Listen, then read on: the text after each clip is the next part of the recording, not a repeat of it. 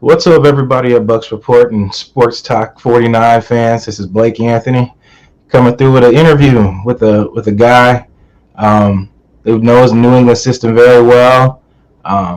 Who's played in the league for a long time, was very successful, was undrafted at Ole Miss. We're going to have a phone call with BenJarvus Green-Ellis, and he's going to tell us a few things that we want to know about the new offense coming up with Tom Brady and everything. So you guys hold on a second. I'll give him a ring right now.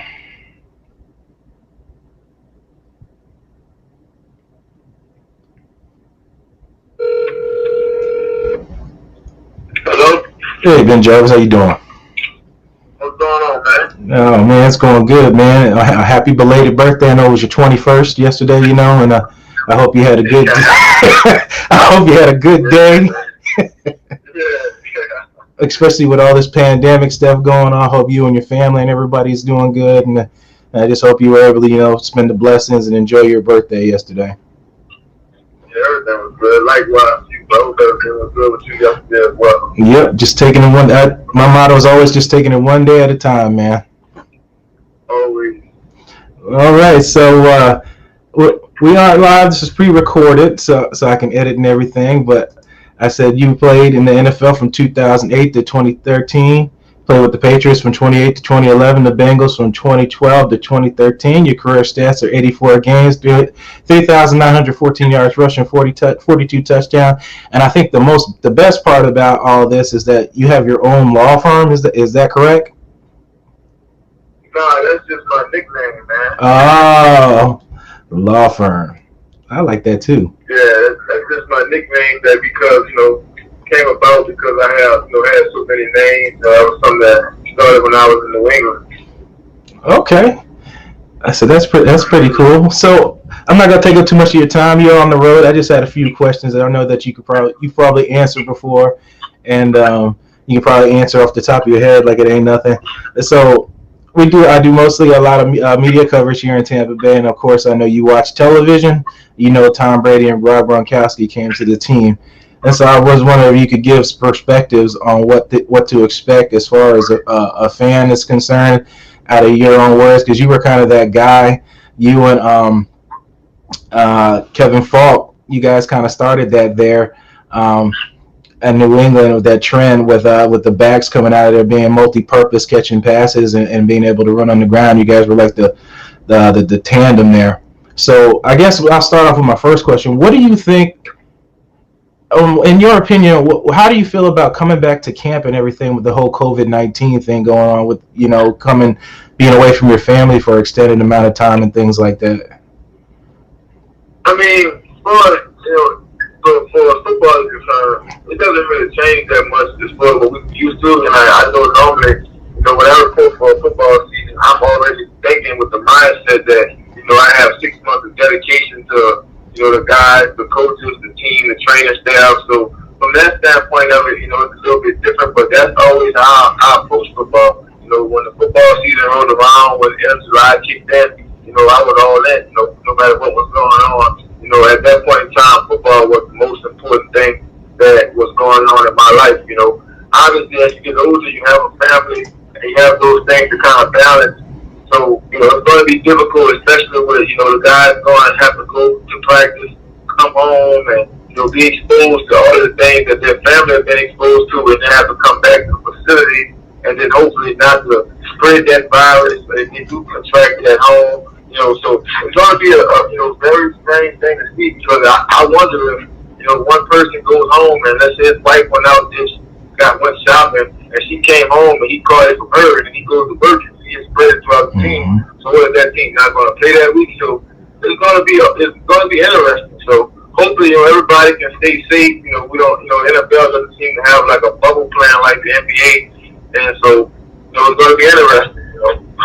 I agree. It's like I keep saying the best thing in the NFL's favor right now is time, because they don't have to play till September. And I think I just saw a report from ESPN that they're canceling. The NFL Players Association agreed to not play any preseason games, so that would give them more time. But the only part of that would be is you have less times, to be around your teammates and play Well, I can imagine. No, they report the camp the 28th. So you're not hitting other bodies in preseason. You're just hitting your teammates and things like that. But it's going to be different for everybody coming into that. I think that's going to be difficult in itself because, like, I think I heard yesterday one of these days on ESPN that rosters are going to be cut. They're not going to bring 90 players in, right? So if you're not going to bring 90 guys in trying to keep down the spread of the virus, and what's the difference between 90 and 75? Okay, well now you have 15 guys that's not going to be able to participate and earn a job. You also have now, so what it's talk about affecting other families. It's not really going to affect, let's say, for instance, Rob Gronkowski's or Tom Brady, but a guy that went undrafted, undrafted free agents. What are their chances of making the team if they don't have, the ability to show what they can do in preseason? I think those guys are the ones that are really going to be hurt, and I don't know, what do you do for those guys? Because at the same point, you might not have as many practice squad, roster positions. You do not have that many people on the team now. So what are we going to do about these guys that were instrumental in making sure we prepare for the week? You have practice squad guys that making sure that you get a good look. You also have guys that come in and might not make team that's on injury reserve. Mm-hmm. What are those guys going to do? Are they going to stick around and do their rehab? Are they going to go away and do their rehab? All of those questions are, I have yet to hear not one answer on any of those things. And you speak from a guy like myself, undrafted free agent, and you go into a camp, you have no chance at making a team because you don't have any depth. No other team. So at that point now, instead of you auditioning for 32 teams every time you play a preseason game, you're now only being exposed to just your team. So if you don't make that just 3-man roster, and you come in and they keep the 4 running backs, and you're number 5 or 6, all you're doing now is just, being a camp guy. So there's that I think the level of football is going to change tremendously because you're not going to have the same thing you had before. Even from the French perspective. Yeah, I think you said it best there, especially what I was saying about the preseason games. I said, that hurts. And I know people that aren't affiliated with football who don't really understand, because I know you understand, you played, the difference between somebody who understands the game and somebody who's not. So an average fan wouldn't understand the importance of preseason game, because I know you heard people like, oh, it's preseason, doesn't mean anything. Yes, it does. I said for those guys, because pretty much that is a resume. That is a resume for other teams for you to get an opportunity. And for you, a guy that was undrafted at an Ole Miss that made something out of himself, a very successful career, in my opinion, that's important. Not to have those games taken away. And as you said, just being a camp body, I got better things to do than just get my body beat up by the guys that are going to play, and I have no shot. And you have no insurance. You have no nothing. You're not even really being paid. So it's like, okay, now what are we going to do? Because now, let's say, for instance, let's just speak financial here and talk about the business side of it. Mm-hmm. Well, are you going to pay people the exact same thing you paid them in camp? Because the preseason checks change once the preseason game starts. So now if you're not having preseason games, what is going to be that pay? Why are we having people here and then we expose them to the virus as late July and not planning September?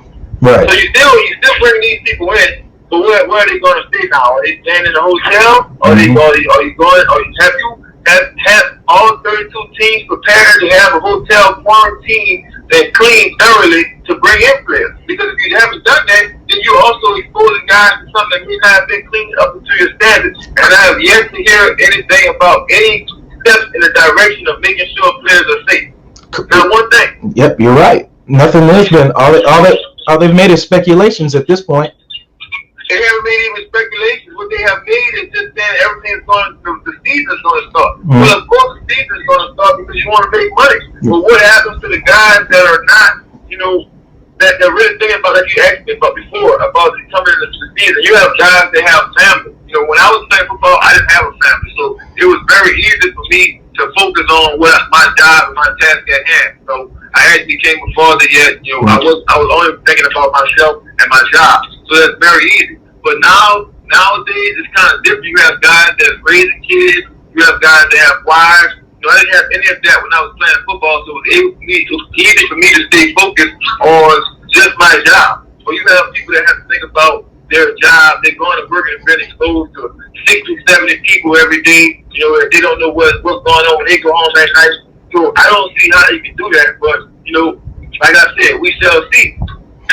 Yep, we shall see. I haven't heard, if you ask me, I haven't heard anything. Maybe they're keeping it under some type of secret. But I haven't heard anything on TV to talk about any type of plans of what they're going to do to keep players safe. I already heard speculations of cutting games, but when you're cutting games, you also cut the quality of football. Because you think about those first preseason games and how many penalties are thrown and how many offsides there are. So what as a fan, what are we to expect? Are we to expect the first week of football to be 1 million penalties?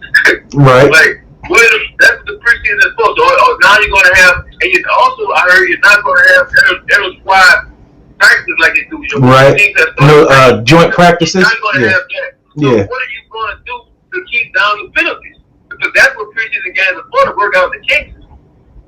Absolutely. So besides the guys that just need to make the team, you also got to deal with the guys that also need to make the team, and you also deal with the first string guys that need to shake off the rust. These guys haven't participated in spring football. These guys haven't played football since almost 7 months.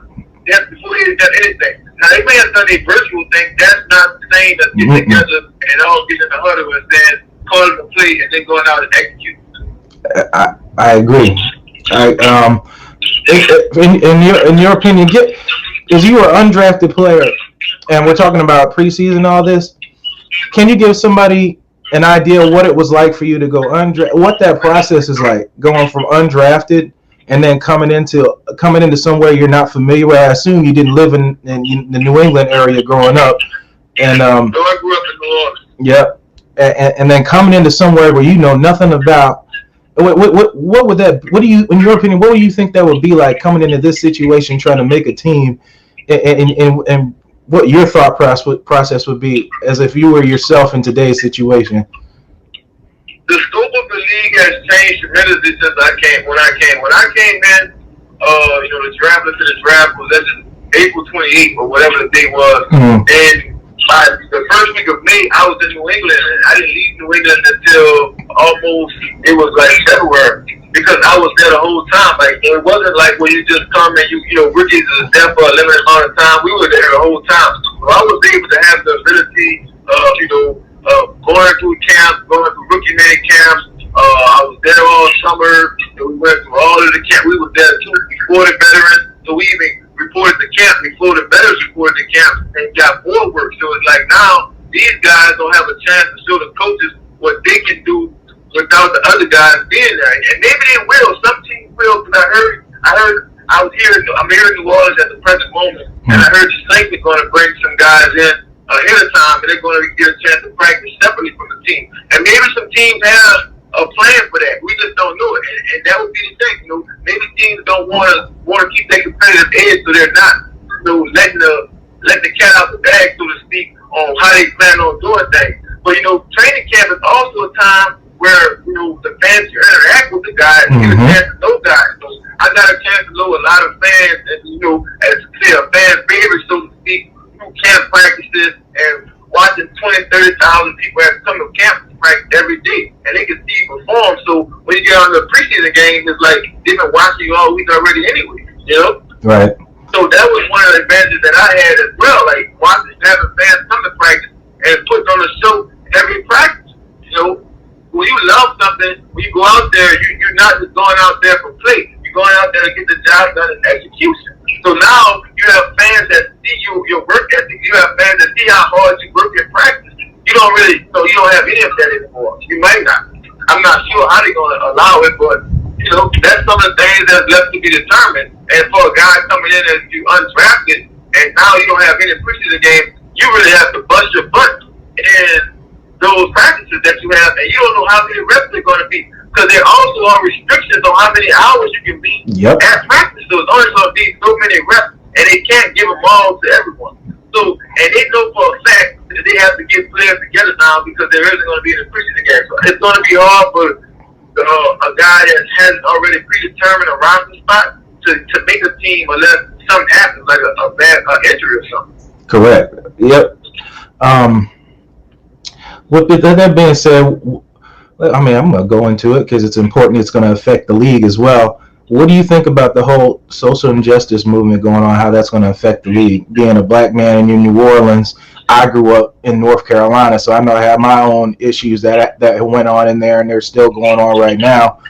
How do you feel that's going to affect the league?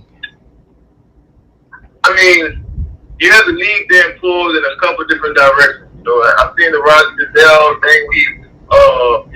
They came back and said Black Lives Matter, and they had it wrong with the Colin Kaepernick situation. A lot of those things. I mean, that's going to always be the case. I also seen that I read some on ESPN yesterday where they talking about the first week singing a Black national anthem and lift every voice and sing. I've seen a lot of different things going with that.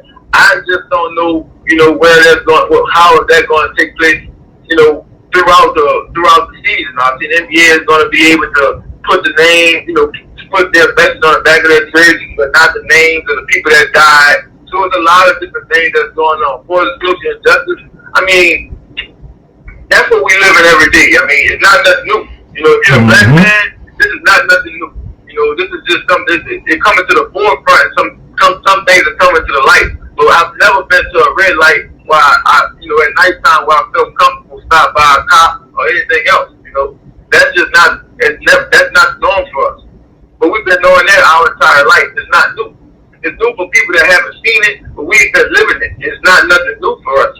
But is it fair? No. So I don't know how the league is going to handle that because you have a lot of guys that want to keep the fight, but at the same time, it becomes hard for those guys because you're asking them to not be able to take care of their families to fight for social injustice. And I think a lot of guys, when they think about that, they say they're going to still go out and play, because they want to be able to take care of their family. Right. They know that you need cash, and that's where you get it from, their job. So I don't think, you're going to have too much backlash, but at the same point in time, people want to bring it to the forefront. I don't see how they're going to do that as well. If they do it, it's not going to last long because they only talk about first week. I don't know what they're going to do. I do know that, you can put out as much as you want, but if you kneeling for the national anthem, you're going to, it's never going to be a perfect world. So if you kneel for the national anthem, there's going to be some guys that don't like that. There's going to be some people that think that's right. So you're kind of divided right now. I know for a fact that I have a friend of mine who served in the military, and he would never kneel for the national anthem. He could never understand it. And at the same point in time, I understand where he's coming from. But at the same point in time, I understand where someone's coming from that they want to kneel. So it's like, until you can see both sides of the fence, you can never be able to mediate that problem. Because some people are not going to be able to see and understand why they're kneeling, and some people are not going to be able to see why they're standing. So you have to be able to kind of look through things with both set of eyes and get on the same page and understand where the other person is coming from and just kind of have an open mind and open heart to everything that's going on with everyone, because it's kind of difficult to say, well, you should be kneeling or you should be standing. That's every person's personal opinion, and you just need to kind of be open to what everyone else has going on, and not be so judgmental.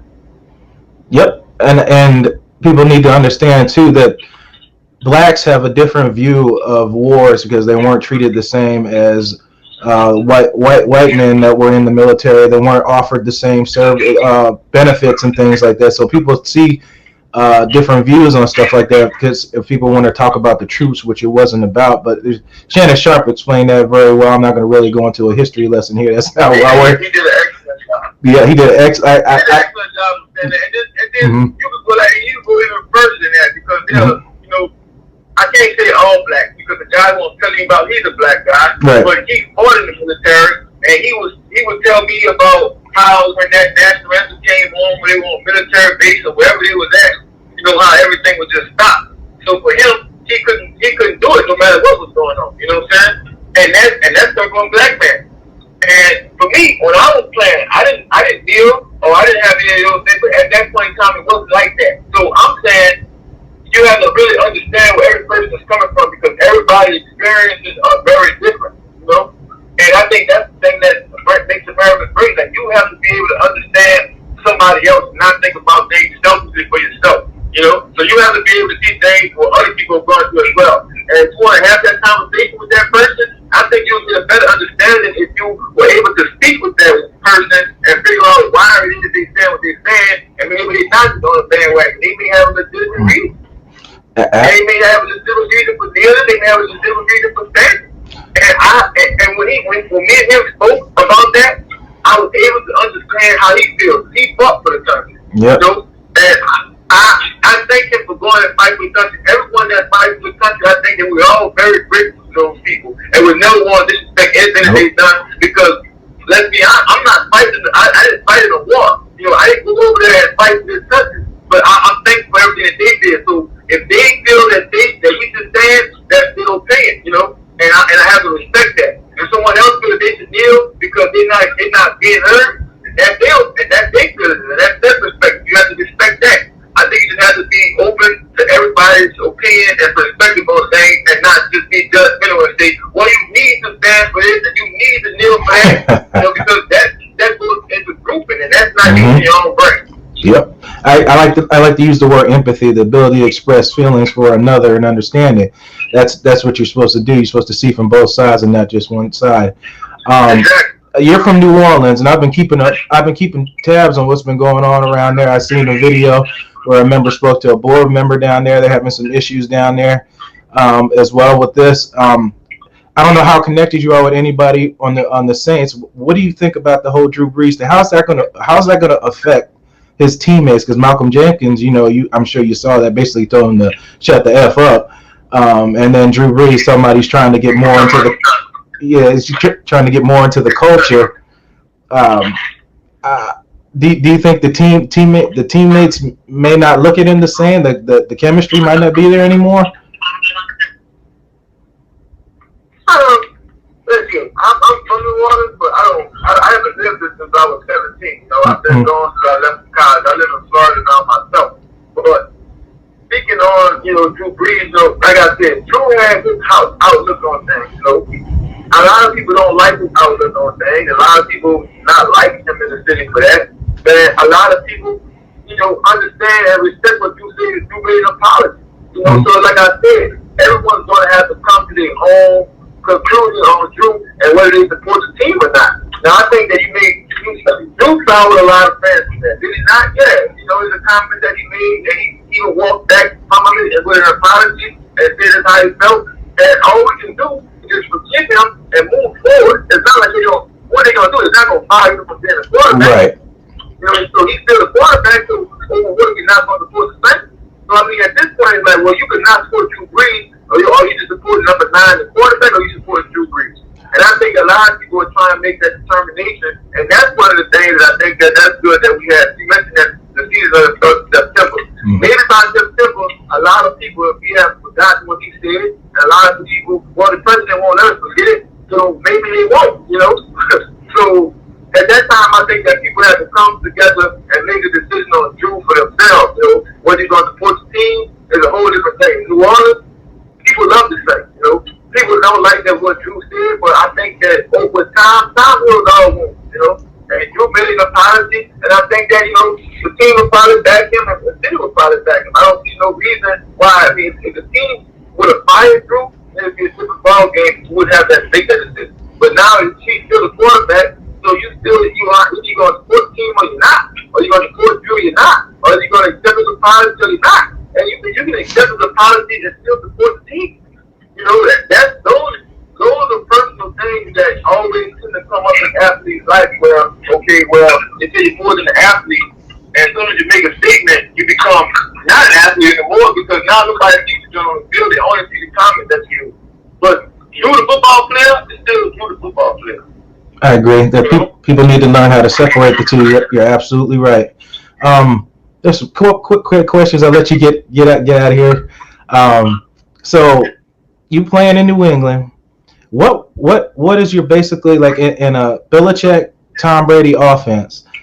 What were like your major responsibilities? How in depth is the play calling there with Tom Brady? And is it really how was it really different between New England to Cincinnati as far as like where you want to line up, how he wants you to run, what the like depending on how deep you want to go in a certain coverage, what are they sitting in and things like that?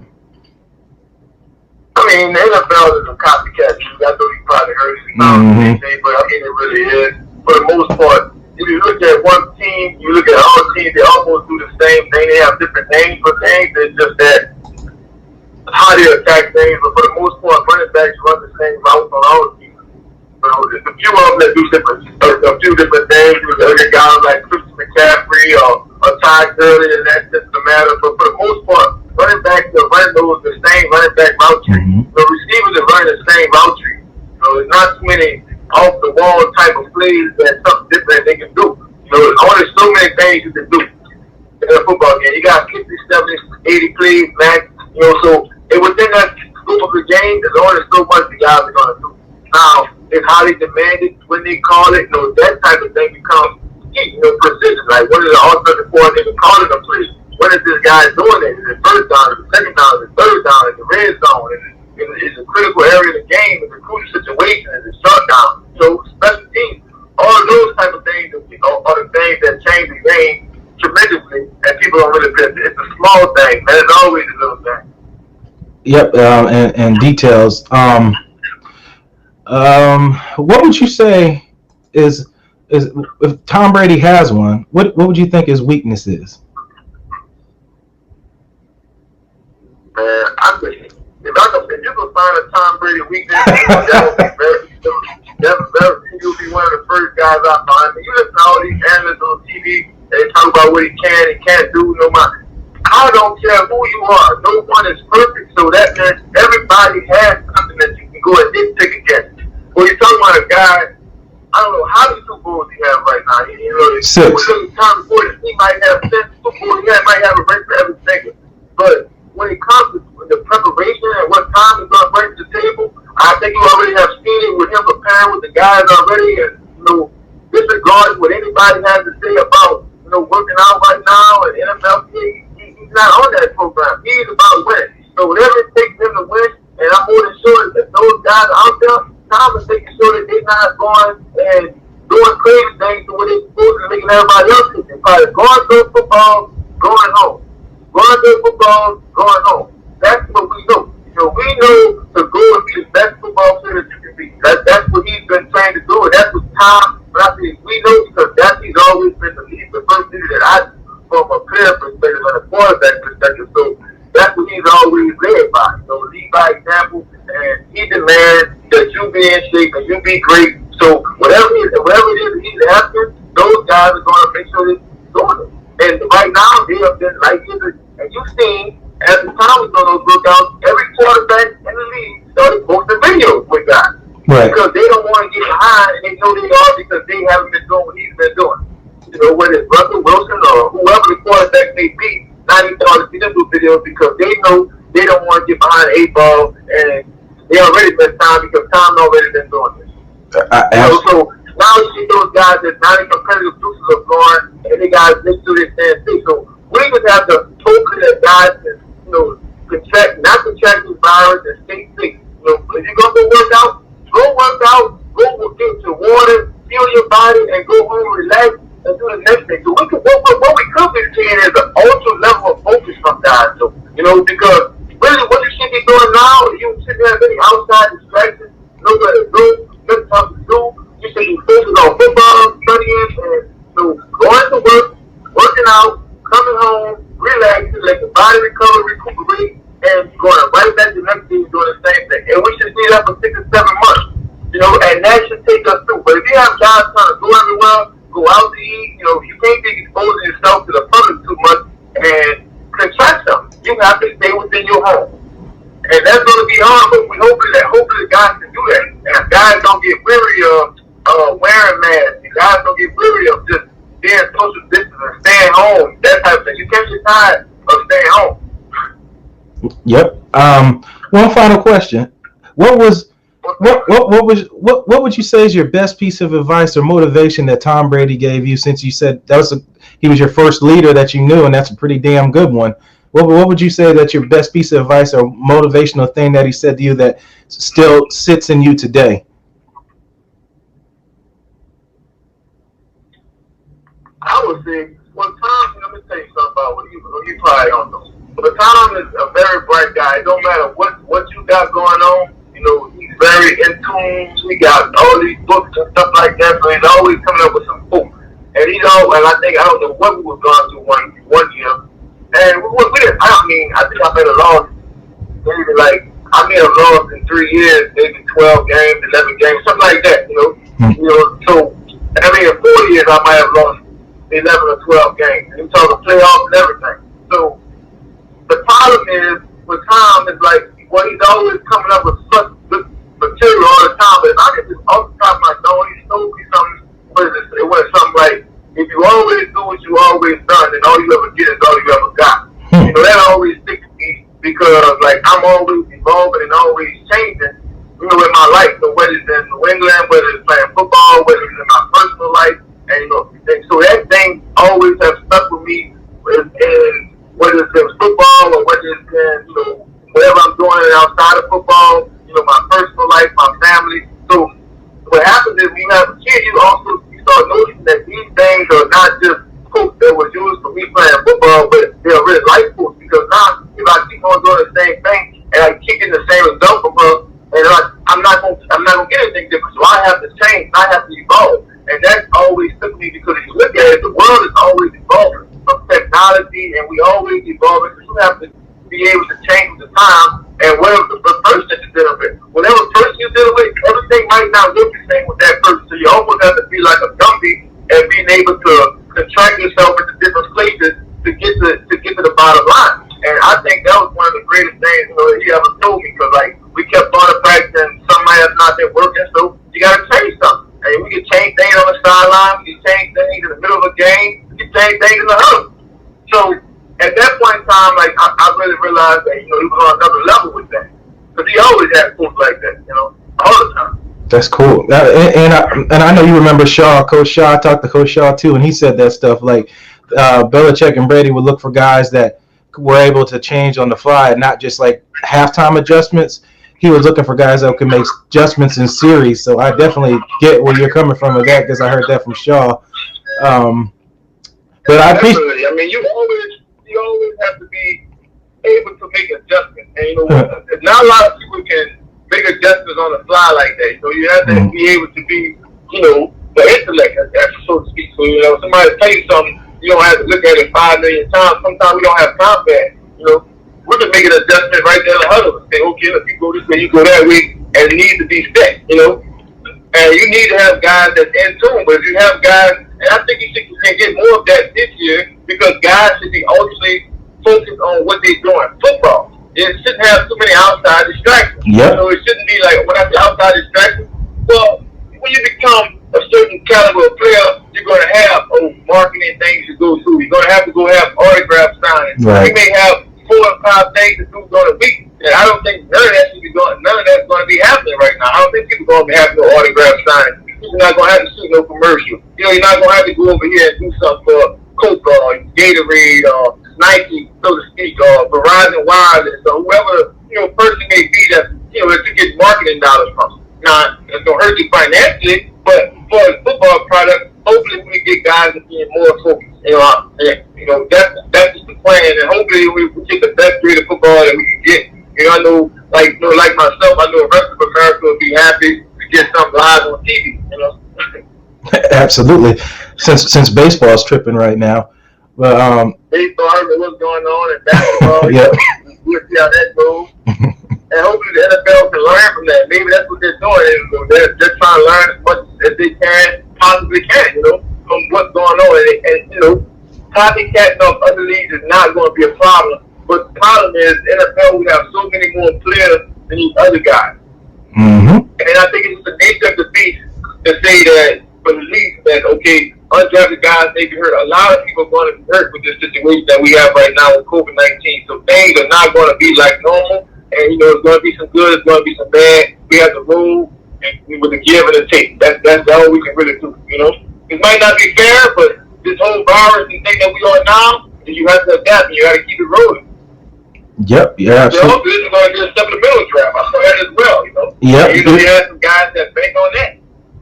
Yeah, I forgot about that, BenJarvus. You're right. They canceled that, so it's going to affect everybody. It's going to be college football. Every time colleges start back working out, they got 30 and 15 and 19 coronavirus cases. So, like, how can that work, you know? And it's impossible to play football in social distance. It's absolutely impossible. And you talking about college football? Nope. So I don't know how you're going to do that. Speaking. My thing was, you know, like, how can you practice? If it's not okay to practice and throw the football, how can it be okay to when we go on July 28th? If it's not okay right now. Correct. Yep. You hit the point right on the head. Speaking of college, that's one thing I wanted to ask you that I forgot. You played at Ole Miss, right? Yes, sir. So what do you think about the changing of that mascot? Mascot or the flag? Didn't they change the mascot too? And then they took that. They changed the mascot, like they changed the mascot a couple times. They went from Colonel Red to the Black Bear or somebody like that. You know, now I don't know what they got going on right now. Yeah. It's always been an evolving thing since I've been there. You know, Colonel Red wasn't around, but you know, they then I left. They came with this Black Bear or something like that. Yeah. So honestly, I would have to figure out what the mascot is right now. But I knew he was getting rid of the flag, the Confederate flag. You know, the governor was supposed to be signing something. And for guys that grew up in Mississippi, you know, I think that's something good for them. You know, they're looking at a part of history that they just not looking at. You know, they just not trying to worry about it. When I went there, I just, you know, like I said, I've been growing up black my entire life. You know what I'm saying? I've had more things happen to me as a teenager growing up in New Orleans than I would care to even speak about to talk about, you know, Confederate flag. You know what I mean? So it's like, I wasn't really worried about those things. I've been living that, like, I've been living inside of this body since I was born. Right. So I know the dangers of going in certain places. You know, I know not to go in certain places. I know not to go where I'm not wanted, so to speak. Yep. Is it right? No, but it's the life that I've been living. It's nothing new. You know, so it's like, to me, you know, that's one of those things where, like, is it equal? No. Has it been equal? No. But that's what I've been living. I've been growing up in the South my entire life. You know, I lived here in New Orleans, and I left New Orleans and went to Indiana University. I've had things happen to me racially in Indiana. I've had things happen to me. I don't care where you go. My mother lived in Minnesota for the last 25 years. I've been in Minnesota every year since I was 9 years old for the summer. Mm-hmm. And I've had experiences everywhere. I don't think it's just one state. Right. I think that Mississippi kept their flag longer than others, but I don't think that they were any more racist than anywhere else that I've ever been.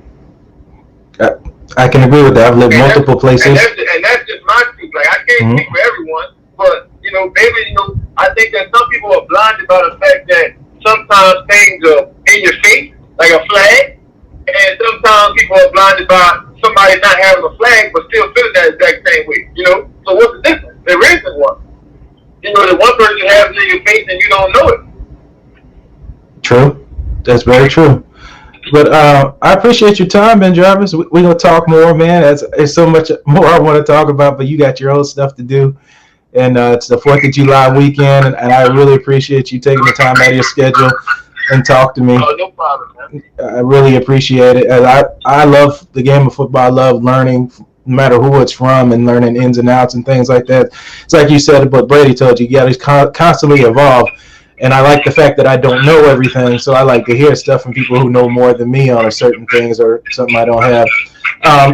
Is there anything you want to put out to the Bucs fans out there? You got charity going on or things that you got involved if you want somebody to get involved or be funny? The Bucs fans can just be excited. You know, Mike Evans, the receivers over there, you know, all those guys, Brian Gronkowski, not just Brady, because, like, before Brady and Gronk got there, you know, Mike Evans was doing a good job.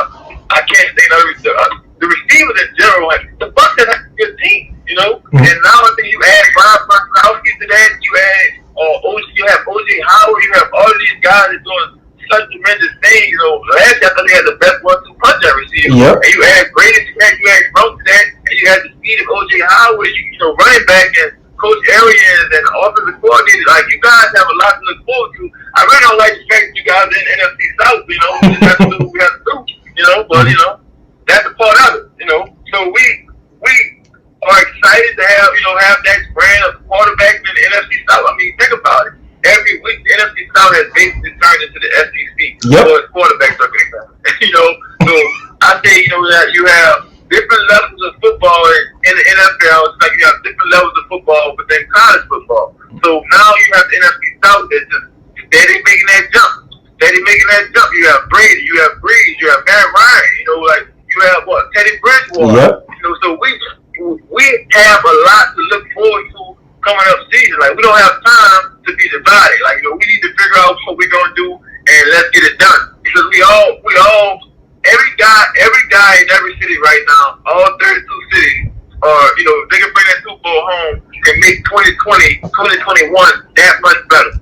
Think about that team that's gonna win Super Bowl. They might not remember that 2020 has been crazy, you know, from the start of it, you know, to now. They just won Super Bowl. That's all we're focused on, you know. So I think that the NFL go out there and give people that type of joy. They're looking for a little bit of excitement, man, for all the craziness that we've been going through. You know, it can really help out. I mean, this is America's game, football. You know, that's true. That's a fact. What would be your best advice for Ronald Jones and the young running back crew coming into a Tom Brady-led offense? Oh man, make sure your pass protection is down.